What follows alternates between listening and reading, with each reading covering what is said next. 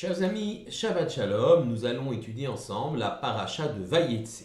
Vayetse signifie « et il sortit ». En effet, cette sidra, se plaçant dans le livre de Bereshit, poursuit donc l'aventure des patriarches, et en particulier celle de Yaakov, le fils de Yitzhak et le petit-fils d'Abraham. Yaakov fuit la colère de son frère Esav, il se rend à Haran. Colère d'Esav, car en effet Yaakov a subtilisé la bracha de Yitzhak, il l'a pris pour lui, Yaakov, par un stratagème, un subterfuge, et également il lui avait acheté par ailleurs la Bechora, le droit d'aînesse. Esav en conçoit de la haine et veut assassiner son frère. Sur la vie de ses parents, Yaakov fuit. Il se rend donc à Haran, aux confins de la Syrie, de la Mésopotamie, l'Irak actuel. Là, il va trouver refuge chez son oncle Lavan, le temps que la colère d'Esav s'apaise. Il va également chercher une épouse, donc dans la famille de sa maman, de Rivka, comme d'ailleurs son père Yitzhak l'avait fait, puisqu'il avait épousé donc sa mère Rivka.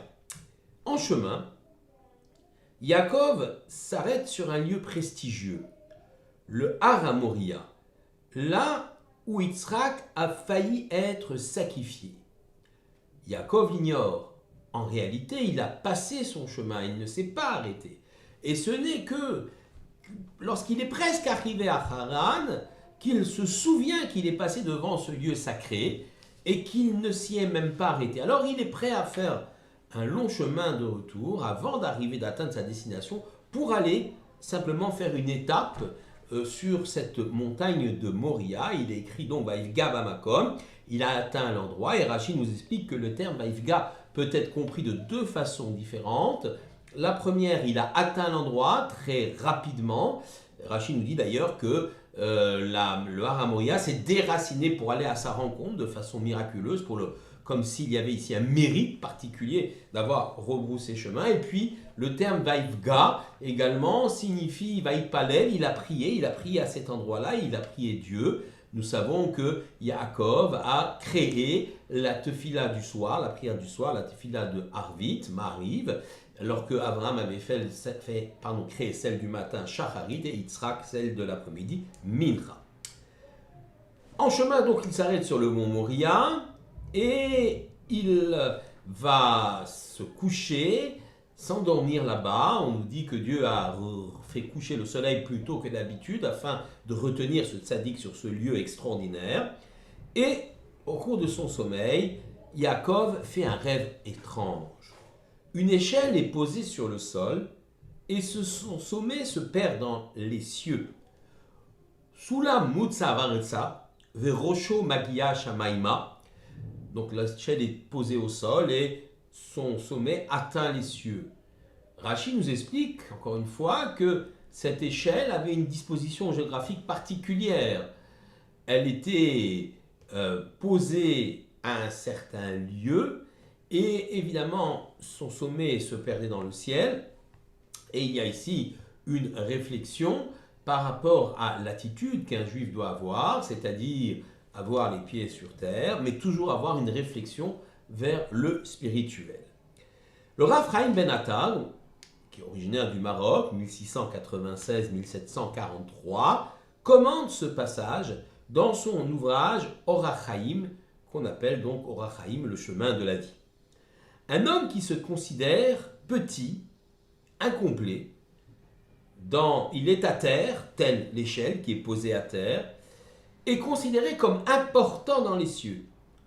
En effet, seul un homme qui a conscience de son ignorance, de sa petitesse par rapport à la grandeur du divin, peut alors progresser, s'élever sur cette échelle qui devient dès lors une échelle d'évolution, de progression dans les connaissances et dans les valeurs.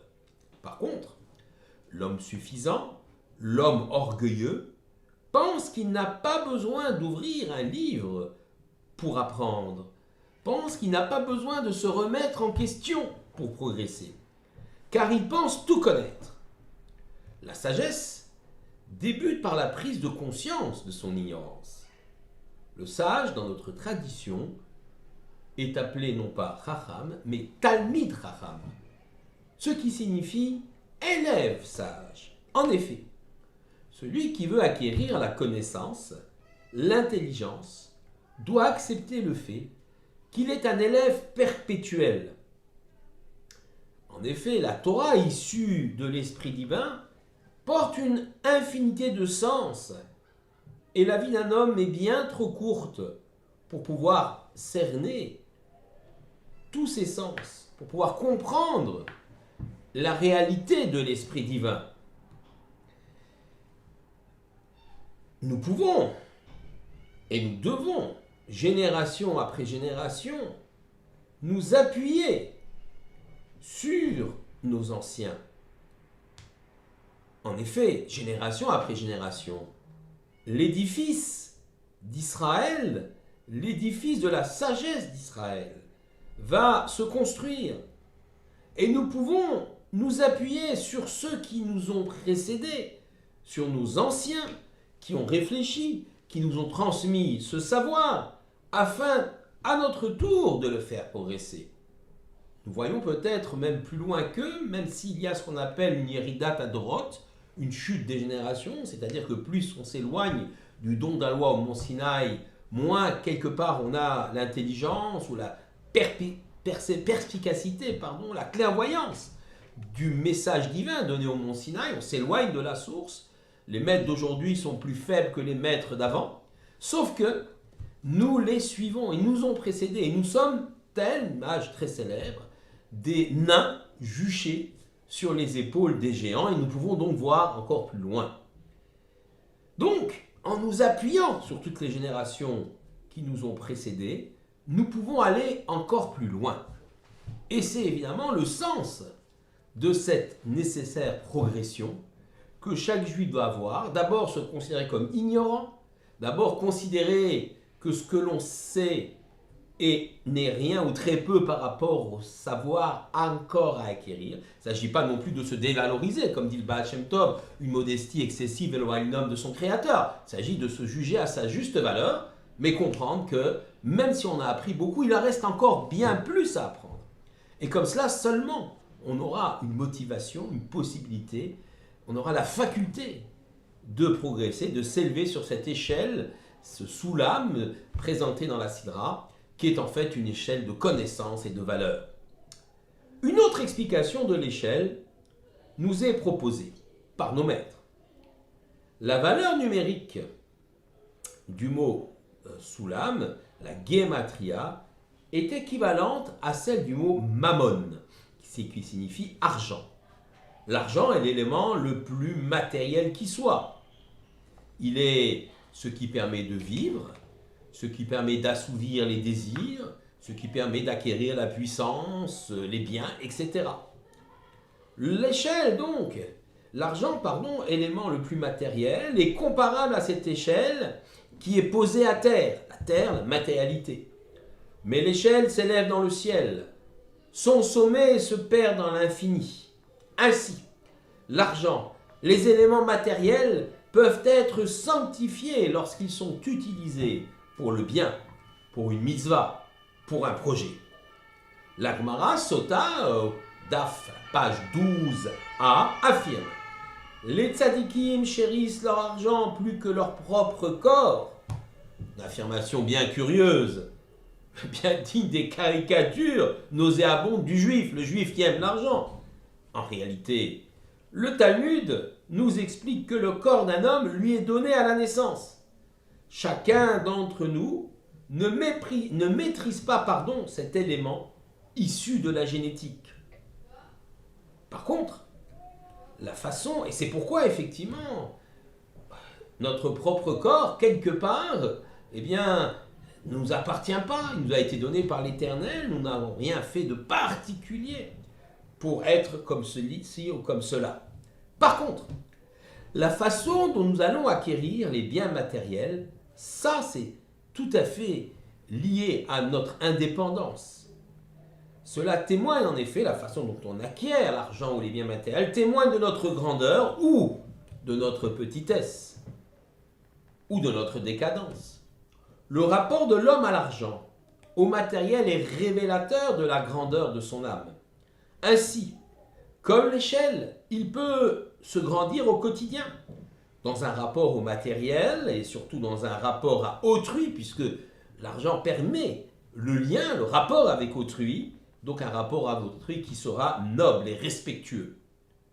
Il peut, tout au contraire, rester rivé de façon permanente à ce sol, en chérissant le matériel, en négligeant le rapport avec autrui, en n'utilisant pas ce matériel pour se grandir, en s'élever, bref, en faisant du matériel non plus un moyen de grandir, mais un but en soi. C'est évidemment là l'échec de toute une vie. Le judaïsme ne prône ni la pauvreté ni l'ascétisme. Il n'interdit pas à l'homme de faire fortune. Il lui demande simplement d'être le maître de ses biens et non pas l'esclave. De ne pas être en perpétuelle quête de nouvelles possessions. Les modalités d'ailleurs d'acquisition de ces biens sont également régies par la loi juive, la halakha, qui garantit une vie d'honnêteté et de droiture. Enfin, l'homme doit réaliser qu'il n'est pas le gestionnaire des biens, que le gestionnaire des biens matériels et que ceux-ci appartiennent au Tout-Puissant. Par conséquent, il peut très bien utiliser ces éléments matériels qui lui sont donnés pour son confort, certes, mais il doit aussi les consacrer au progrès de sa personne, de sa communauté, de son peuple. Im en kemach en Torah, s'il n'y a pas de farine, il n'y a pas de Torah, disent les Pirkei Avot, Mishnah 21 du chapitre 3. Si on n'assure pas la base matérielle, la vie juive, l'étude, semble difficile. Mais cet adage, im en kemach en Torah, s'il n'y a pas de farine, il n'y a pas de Torah, eh bien, peut également s'inverser. Le Pirkei Avot le dit, im en Torah en kemach. S'il n'y a pas de Torah, il n'y aura pas de farine. En effet, sans le projet divin concrétisé par la Torah, sans la beracha, la prospérité peut être présente et risque un jour de ne plus être au rendez-vous. Shabbat shalom à tous.